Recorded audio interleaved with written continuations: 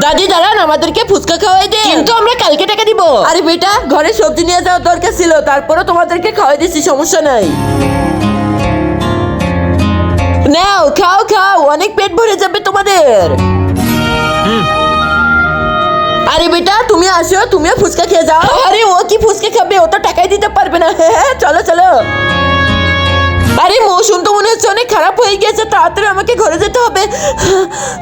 আরে আমার চাকাও তো ফেসে গেল এখানে। আরে আরে অনেক জোরে বৃষ্টি হবে মনে হচ্ছে, তাড়াতাড়ি চলো। আরে বেটা তোমরা একটু দাঁড়াও, আমার ঠেলাটা ফেসে গেছে, একটু বের করে দাও না তোমরা। আরে দাদি তুমি কি দেখতে পারছো না অনেক জোরে বৃষ্টি হবে, তাড়াতাড়ি আমাদেরকে বাড়িতে যেতে হবে, চলো সবাই। তার আগে বন্ধুরা, তোমরা যদি মেসিকে ভালোবেসে থাকো তাহলে ভিডিওটাতে লাইক করে দাও, আর যদি তোমরা রোনাল্ডোকে ভালোবাসো তাহলে চ্যানেলটা সাবস্ক্রাইব করে দাও, আর যদি তোমরা দুজনকে ভালোবেসে থাকো তাহলে পরে লাইক সাবস্ক্রাইব করে তোমার ফেভারিট প্লেয়ারের নাম কমেন্ট বক্সে লিখে দাও। দাদি দাঁড়ান, আপনাকে আমি এক্ষুনি সাহায্য করছি।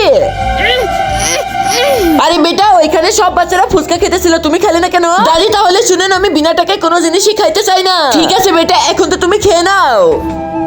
তোমার মতো বেটা প্রত্যেকটা ঘরে ঘরে জন্ম হোক।